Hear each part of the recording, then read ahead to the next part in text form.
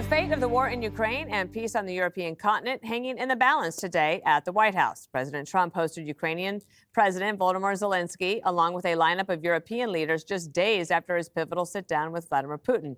No big Oval Office blow-ups like last time. It was very calm, and they made inroads on a possible trilateral summit deal between Russia, Ukraine, and the U.S. First of all, thank you for invitation, and thank you very much for your efforts. Personal efforts to stop killings and stop this war. Thank you. This isn't my war. This is Joe Biden's war. He's the one that had a lot to do with this happening. First of all, Mr. President Zelenskyy, you look fabulous in that suit. I said the same thing. Yeah, you look good. I said the same thing. Yeah, looks good on you. I said the one that attacked you last time. Yeah. See, now he's I remember that. Yeah. No matter what I do, no matter what, and you know, this is not anything to do with you. It's probably to your advantage in a certain way. But no matter what I do, no matter what deal I make, from my standpoint, you'll come out good. Maybe President Putin will come out good. But they'll say, Trump was absolutely horrible. I used to get great publicity. Now I get the worst publicity anyone's ever gotten in office. And we've made more progress in settling this war in the last 2 months than they made in 4 years. This should have been settled a long time ago, but it should have never happened. Later on, President Trump holding a family photo with European and NATO leaders, and then a roundtable where there was plenty on the agenda, everything from possible land swaps to Russia agreeing to accept security guarantees for Ukraine. I believe that in a very significant step, President Putin agreed that Russia would accept security guarantees for Ukraine, and this is one of the key points that we need to consider, and we're going to be considering that at the table. Hi, Jesse. Welcome back. It's good to be back around the table. So one thing that is really interesting is that under President Biden, remember the line was over and over again, as long as it takes. But if you think about it, initially, they didn't give them the weapons they needed to win. They just slow walked that and dribbled it out over time.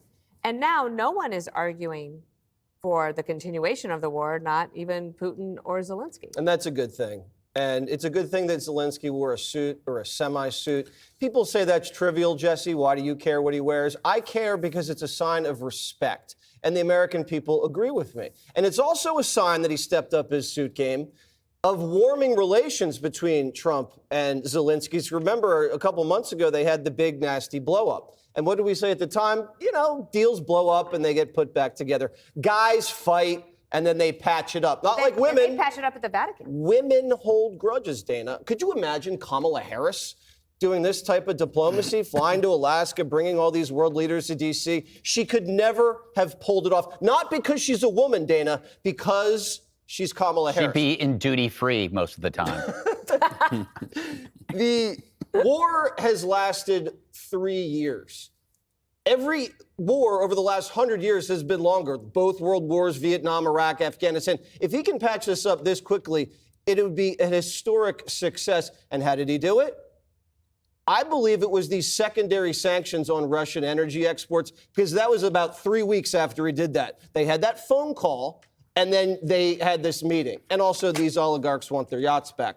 I always like to ask, when Jessica's here, not you, Harold, what is the Democrat plan?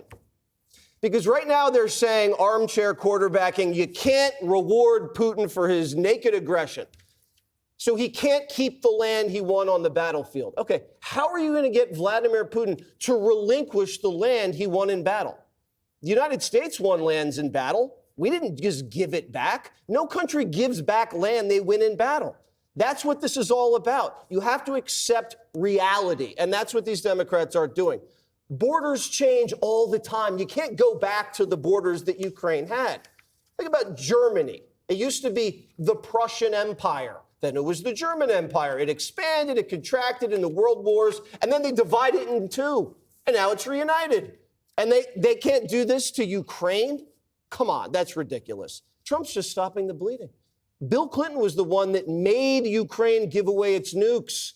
Then he invaded Crimea under Obama's watch, and when Joe said don't, Vlad went in strong. Trump is just there to patch things up, and he's doing it not by being bullied like the media says he's being bullied.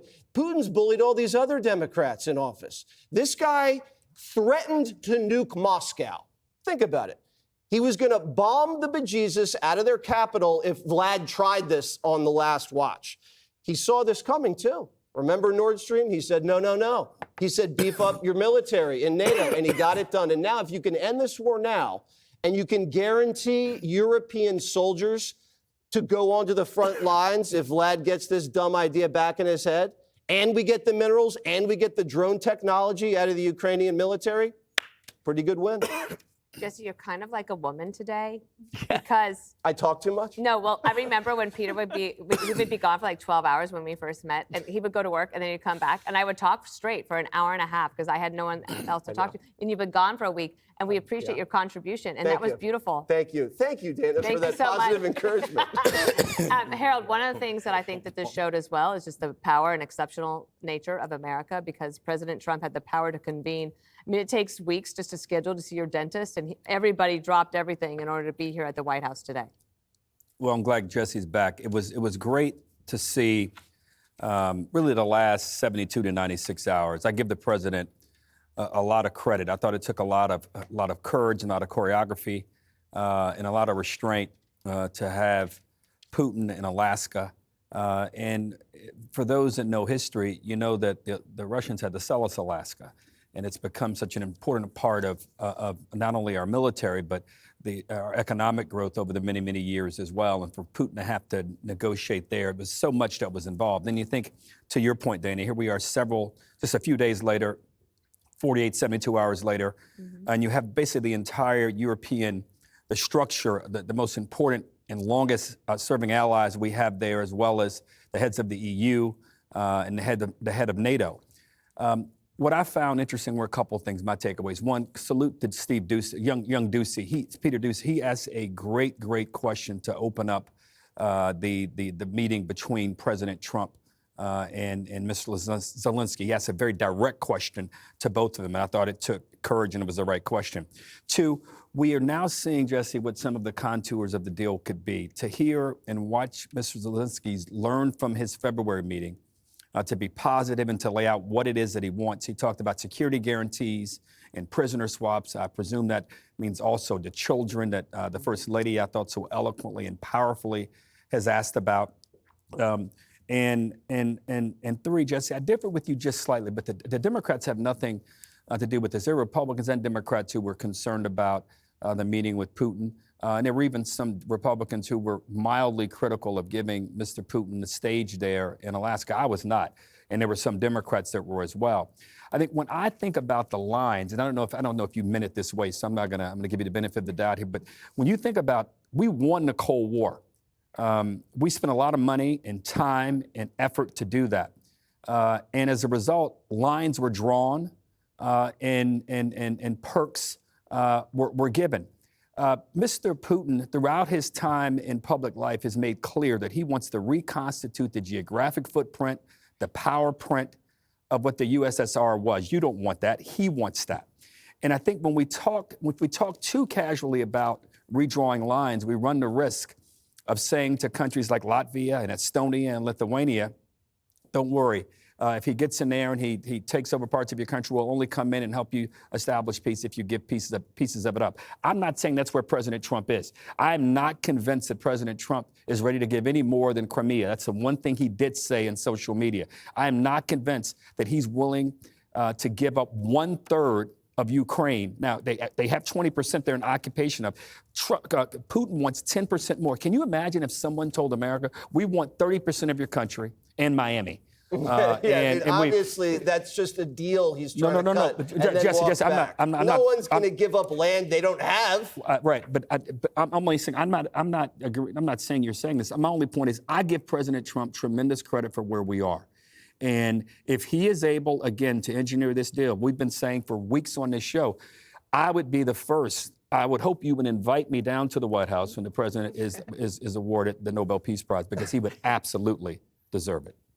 Greg, a lot of people will complain about Trump's how, not necessarily the why. So everyone now, however, seems to be okay with the how, because he's also talking about security guarantees, and the Europeans are like, okay, and we're waiting to just get confirmation on this. You know, he wanted to call Putin right there with everybody and just say, do we have a deal? Right. Before I compliment the president, I am confused about security guarantees without being in NATO. That's kind of like a foreign policy version of friends with benefits. Yep. You know, there's no ring on the finger, no formal commitments, but whenever you want like a casual get together, we'll be there. I don't see how that works. I mean, I guess you could do it, but it kind of negates the utility of NATO, right? I mean, it's like, why get married if you can milk the cow for free? That's what my mom used to say. And I said, Mom, I'm not into that sort of thing. But anyway, maybe you don't need, I mean, it's like almost like, well, maybe you don't need NATO if you get the same perks without being in NATO. But the spectacle of this is undeniable. It feels like optimism. It looks like progress because that's Trump's mindset. It's the cliched power of positive thinking. It actually works. Fact is, if you want war, you know, there'll be plenty of people who will accommodate. They make a lot of money off it, but he doesn't want it. And you ask about, you know, what's behind him. He is the most anti-war president ever. And you can question why. Who cares? My theory is he can't compute waste, whether it's blood, money, or time. He just doesn't, he can't stand it. You know, how many peace deals has he brokered so far? You had Cambodia and Thailand. You had Rwanda and the Republic of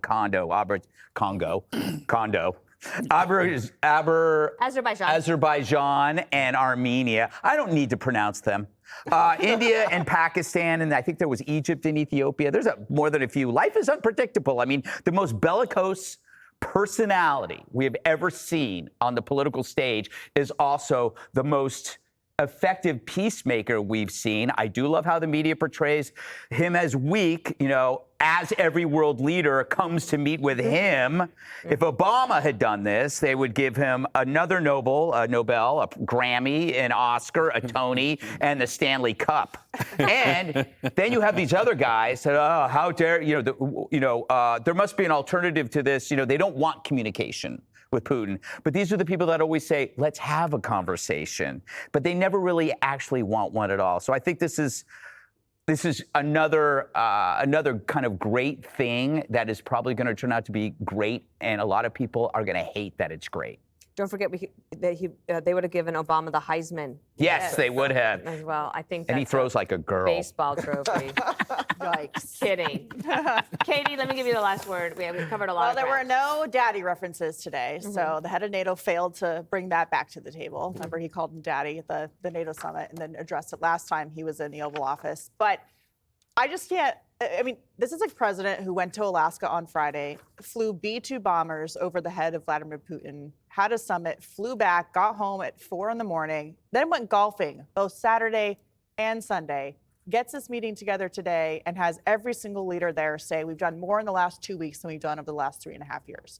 So that not only emphasizes President Trump's leadership on the global stage to get results, but it also shows just how absent Joe Biden was for the last 3.5 years and how dangerous it was for the United States on the global stage to be completely MIA from actually trying to manage and prevent this war from starting in the first place. I also found that Trump's humility today was very interesting. He is a deal maker. He's always very confident he can get something done. I think he still is confident, but he kept saying, look, we're going to do our best to get something done, but maybe we won't get a deal. So we're still watching to see what the details are. I thought, too, like he was recognizing and being mindful that everybody there has their own constituencies. Right. Including Zelenskyy, he himself does, and then everybody else, including Macron. I hope they gave him the business about recognizing Palestine as a state, too. Yeah, me too. In the off the record part. So we also have this, I mentioned it a little bit. Fox News confirmed that President Trump's multilateral meeting with European leaders and President Zelenskyy has ended. So we're keeping an eye on that. Hey, Sean Hannity here. Hey, click here to subscribe to Fox News YouTube page and catch our hottest interviews and most compelling analysis. You will not get it anywhere else.